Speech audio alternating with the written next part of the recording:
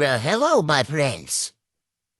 There was one follower who was asking, how did you find the center point of that round object?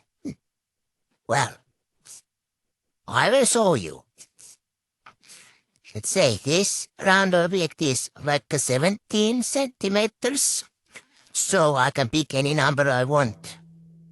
Between 0 and 17, I take 10. So I place it over here, so that there's 0 and 10 over there. Just lines of the circle, like that. And let's place it over here.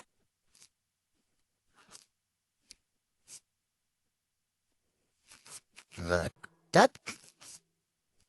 And center point of the 10 centimeters is 5. So let's make a point over there, 5, and point over here, 5. And then we put the straight arm line over here. Oh. And we put the straight arm there over here.